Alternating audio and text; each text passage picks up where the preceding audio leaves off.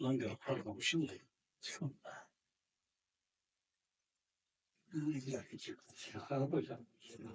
D'accord. Ok. Bon. Bismillahirrahmanirrahim. Wassalatu wassalamu ala ashrafil mursalin.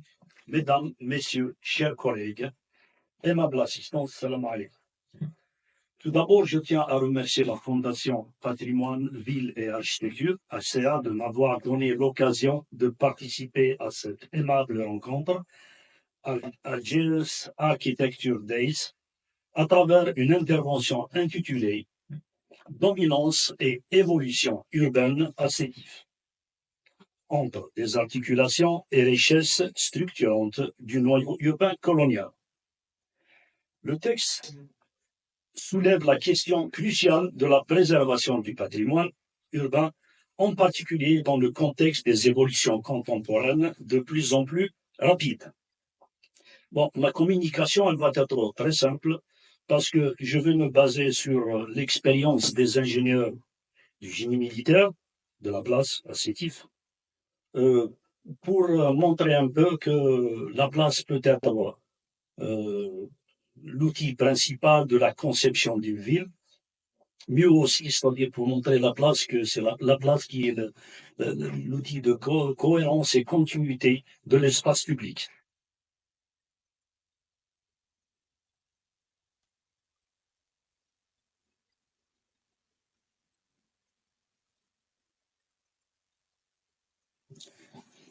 En matière d'architecture et d'urbanisme, Sétif a subi une forte influence de la colonisation française pour qui la ville est le principal de contrôle et de domination territoriale. Instituée par l'article du 17 juin 1854, ville de plein exercice, la ville de Sétif s'est vue imposer par le pouvoir et l'administration coloniale un style urbanistique caractérisé par la rigidité du maillage et la répartition d'édifices publics autour des places. Dès lors, ces places étaient les centres civiques, religieux et administratifs au service de la ville, et par conséquent la structurant. La ville ancienne, noyau urbain colonial, nous apparaît donc comme un tissu urbain distribué par une succession de places et placettes, reliées entre elles par un réseau de voies cruciformes où chaque pièce trouve son originalité. L'espace public, comme instrument politique, économique et idéologique, était réellement pris en charge. Quant à la construction de logements, c'était l'affaire des propriétaires dans leur propriété. Mais de 1970 à nos jours, des faits nouveaux et de sens inverse sont intervenus. L'enjeu était de produire le maximum de logements visant à atteindre des idéaux politiques bien déterminés. Quant à l'espace public, celui-ci reste livré à lui-même et sans aucune prise en charge. Cette notion d'espace public a complètement disparu de nos villes. En effet, deux hypothèses pèsent sur la ville de Sétif.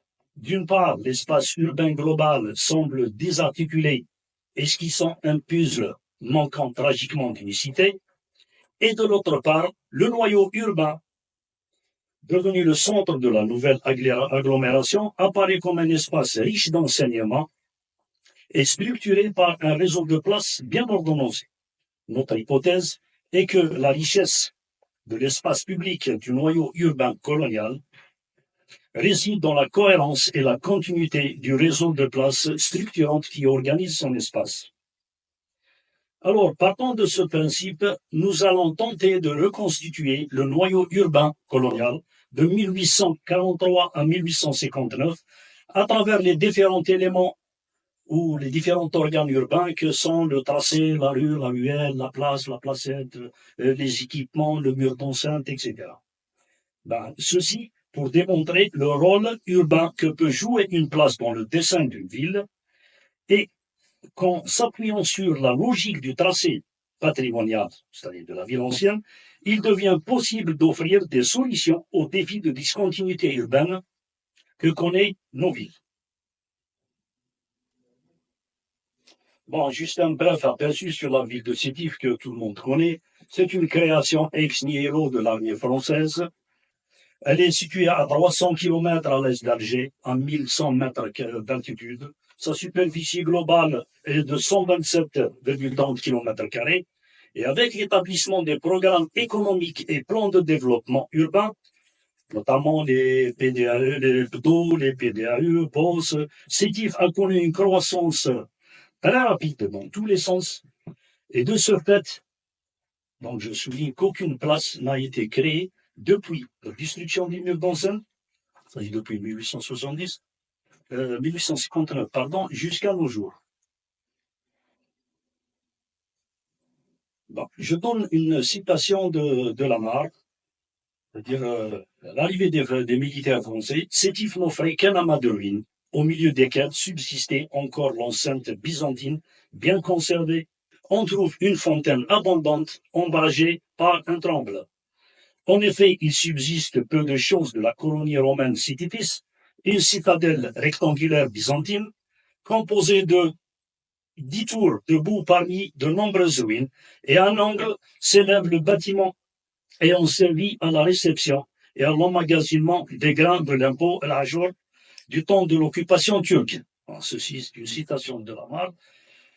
Pour donc dire qu'il est essentiel de souligner l'existence de ces éléments premiers qui vont être déterminants dans le marquage du tracé de la ville. Et parmi ces éléments originels, nous citons l'enceinte byzantine comme premier, donc comme ligne directrice auquel le tracé de la ville doit son adaptation et son évolution, le fort byzantin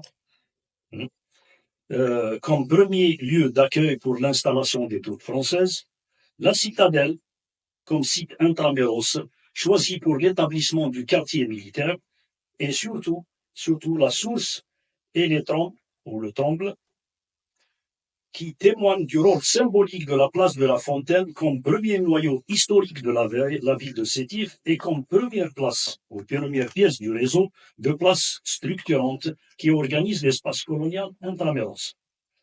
Ces éléments servent de point d'ancrage au tracé cruciforme des voies Cardo et Decumanus, qui vont structurer la ville civile. En 1840, les militaires français qu'ils reconstituent et agrandissent pour établir leur campement définitif qu'ils nomment le Fort d'Orléans. Ce n'est qu'en 1843 qu'ils édifièrent le quartier militaire, structuré autour d'une place ou d'une grande place d'armes qu'ils nomment la place Napoléon. Le quartier militaire présente un tracé orthogonal de voies constitué par la rue Napoléon et la rue Kléber, un mur d'enceinte percé par des portes. Devant chacune d'elles fut créée une petite place, et la grande place d'armes, qu'on voit ici, elle est reproduite ici, c'est une grande place. Celle-ci est un rectangle de 140 mètres de long sur 100 mètres de large. Elle est plantée sur son pourtour par 3 rangées d'arbres, pavée en son sol par du pavage en pierre et marquée en son centre géométrique. Cette place accueille les parades militaires et entourée d'édifices importants pour la vie de la garnison, tels que les unités d'infanterie, la demeure du commandant et les logements des officiers. Bon, je souligne que cette place, même la ville militaire, actuellement, elle a complètement disparu.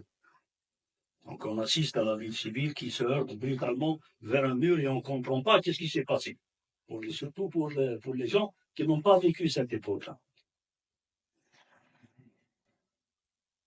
Et à l'image donc du tracé de la ville militaire, la ville civile présente un plan régulier à travers 3 larges avenues bordées d'arbres et 3 grandes places publiques. Tel est le parti pris par les ingénieurs du génie de la place à Sétif, placés sous l'autorité militaire française, résidant à Alger et à Paris. Pour la ville civile, la régularité du tracé peut se justifier comme suit. Premièrement, sur le plan politique, Le tracé orthogonal a été choisi non seulement comme un instrument géométrique planificateur, mais beaucoup plus pour montrer de l'ordre et la hiérarchie de l'autorité coloniale suprême face à des tribus indigènes dominées.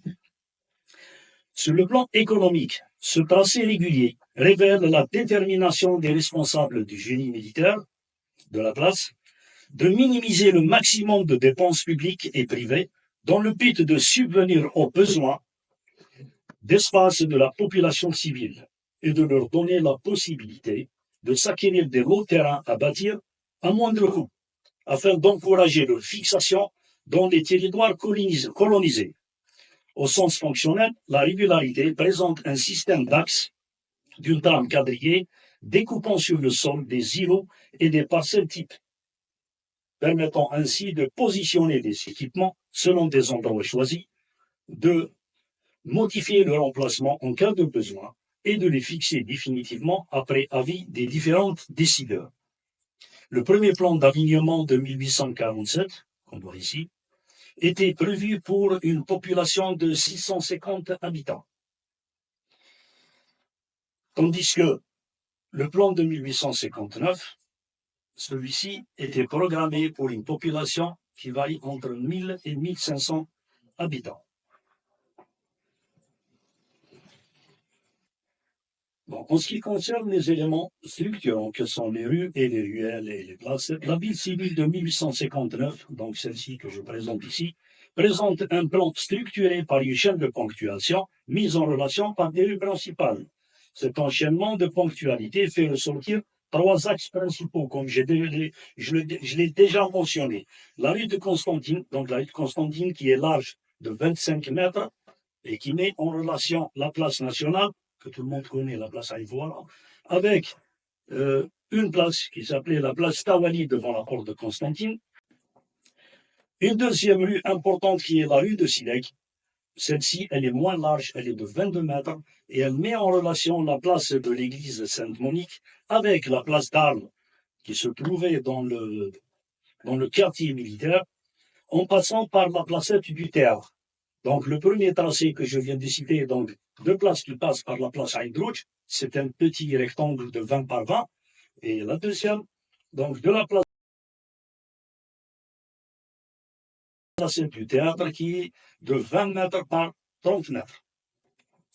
Une autre rue qui est très importante, et qui est une rue historique, et elle a donc le rôle historique de mettre en relation la place nationale, la place de Haït-Voilà, avec la place du palais de justice.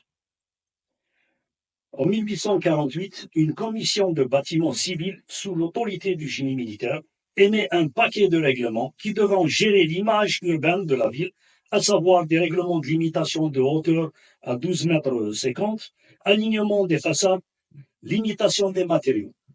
Des arcades étaient imposées comme contrainte architecturale aux acquéreurs ayant une propriété le long de la rue de Constantine, sur la rue de Silègue ou sur la place nationale. Cet enchaînement fait aussi ressentir, comme j'avais déjà cité, trois grandes places. La première place historique de la ville est la place Sak Istiklal, ex-place Joffre, ou place nationale, ou place de la mosquée El Atir, connue aussi sous le nom de la place du monument de Haït-Voilà. Elle a la forme d'un carré de 70 mètres de côté, orné en son milieu par une statue fabriquée, édifiée par le sculpteur Henri Saint-Vidal en 1898 et ombragée par 4 grands peupliers. Cette place est située à l'intersection des deux axes historiques que sont la rue de Constantine et la rue du 19e Légion. La deuxième place historique de la ville est la place du musée du Moudjahed, ancienne place Trajan ou place du palais de justice. Elle est édifiée en 1871 sur une petite hauteur qui domine la place de la mosquée El Atir, où se trouve l'entrée de la rue du 19e Légion. Elle est aménagée en son centre par un jardin public orné par une stèle commémorative. Les bâtiments résidentiels environnants varient de 1+1 à 1+4, avec la présence de bâtiments le bâtiment important abritant la gendarmerie et une école communale. La troisième place historique de la ville de Sétif est la place du Mesjid Ibn Badis. Donc j'insiste sur ces mots pour voir un peu les changements de nomination, c'est-à-dire que la première place, elle connaît 1001 ans, tandis que essayer de se concentrer sur ces appellations. La troisième place de la ville est la place du Mesjid Ibn Badis ou la place des martyrs, connue aussi sous le nom de la place de l'église Sainte-Monique, édifiée en 1848, donc j'insiste un peu sur cette date, à l'est de la rue de Silek, isolée des grands flux de circulation. Bien sûr, l'église, normalement, elle est toujours programmée dans un lieu calme pour ne pas, loin des trafics routiers. Cette place forme un rectangle de 160 mètres par 62 mètres. Elle est encadrée par des écoles communales, de bâtiments d'habitation à rez-de-chaussée commercial. Son point central abritait un monument aux morts. Après l'indépendance, l'église est devenue une mosquée. La place est transformée en un jardin public et le monument aux morts a été remplacé par une stèle. Donc toute notion de place publique a complètement disparu dans ce lieu. Une ordonnance coloniale créa officiellement la ville de Sétif aussi, qui fut entourée par un mur d'enceinte, percé par 5 portes. Devant chacune d'elles, il fut créé une place. Au nord, nous avons la place de la Kabylie devant la porte de Bougie. Au sud, la place du Souk devant la porte de Biskra. À l'est, la place Tawali devant la porte de Constantine. Et à l'ouest, la place du Lavoir et la place de la mosquée El-Atir devant la porte d'Alger. Et au nord-est, la place Sidi Fresh devant la place de la porte de la Kabylie, de Djemila. Quant au mur d'enceinte édifié en 1845, séparant les deux villes militaires et civiles, celui-ci était percé par 3 portes. La porte Quiché du Temple, la porte Napoléon et la porte d'Austerlitz, qui assurait la liaison des rues importantes reliant les places entre elles. Après la Première Guerre mondiale, 14-18, la ville de Sétif a connu un développement en dehors de ses limites, fixées par les murailles qui entouraient jadis son espace. Des faubourgs, des lotissements et des quartiers indigènes ont vu le jour. L'enceinte fut alors détruite et remplacée par un boulevard ceinturant l'ancienne ville et qui est de 15 à 20 mètres de large. Donc, d'après nos analyses personnelles, il y a bien sûr plusieurs approches, plusieurs interprétations. D'après nos analyses personnelles, la ville coloniale Intramuros est née d'un rapport dialectique entre la place d'Armes et la place de l'église. La place de l'église, elle se trouve bien sûr dans le quartier civil, et l'autre, elle se trouve dans le quartier militaire. Et la liaison terme, c'est-à-dire, a fait, en quelque sorte, c'est-à-dire la fondation de la ville, le tracé de la ville lui-même. L'étude des plans, donc je commence par celui de 1844, l'étude du plan de 44 et de 1859 montre l'enjeu et la stratégie du pouvoir militaire et le pouvoir municipal, qui cherche à établir une liaison coûte que coûte entre la place d'Armes et la place de l'église dans le dessein de la ville civile. L'objectif est d'assurer une protection à l'église. Image, donc c'est le symbole d'un pays musulman conquis. Dans une première relation, sur le plan de la tracée de la rue du 19e Légion ici, il justifia sa présence à travers la relation entre la place d'Armes et la place de l'église. Voilà, ça c'était le plan de la ville civile. Ok, donc ce plan a été transféré pour approbation, comme j'avais dit, au ministère de la Guerre qui se trouvait donc résident ici à Alger et à Paris, pour émettre un avis. Donc l'avis était automatiquement, pas défavorable, mais avait quand même des réserves. Il fallait fondre une véritable ville, une grande ville, et on insiste sur la position de l'église. la position de l'Église, c'est-à-dire l'Église doit être programmée. C'est des textes qui disent ça, c'est pas moi.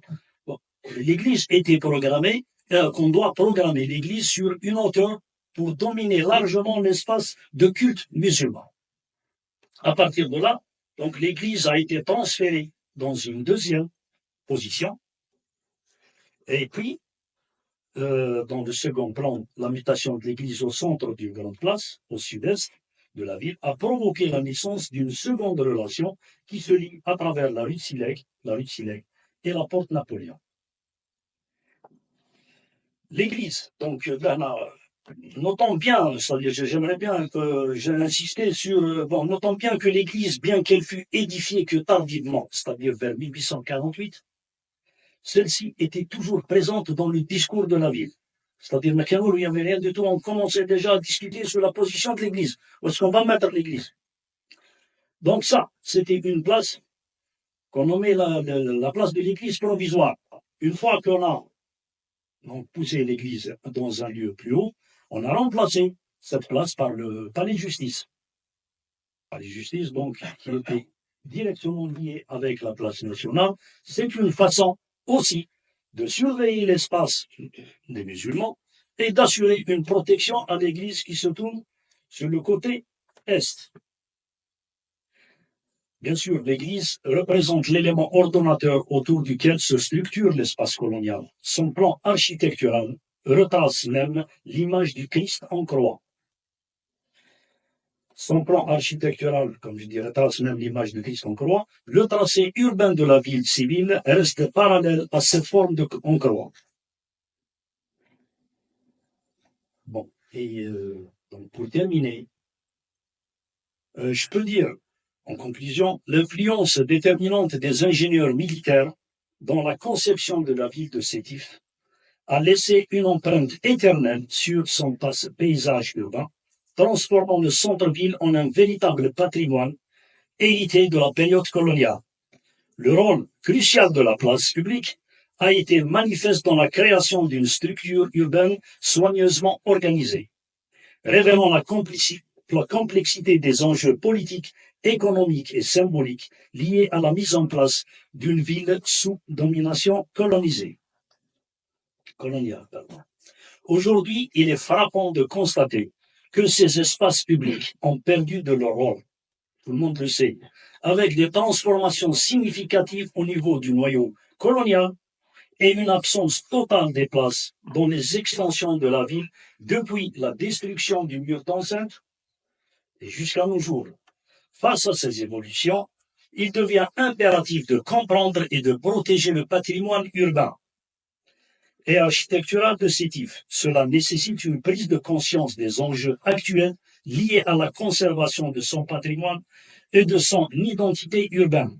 Ces défis soulignent l'importance de préserver le passé tout en envisageant des perspectives réelles pour la configuration actuelle de la ville, afin qu'elle puisse continuer à témoigner de son rôle et de son héritage culturel.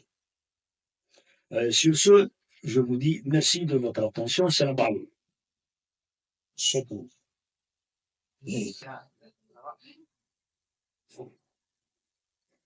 Merci, Monsieur Tejari, pour sa présentation. Et on invite directement Monsieur Saad Abdelzad, architecte du Medina Concept, qui va nous parler sur la ville et les changements climatiques.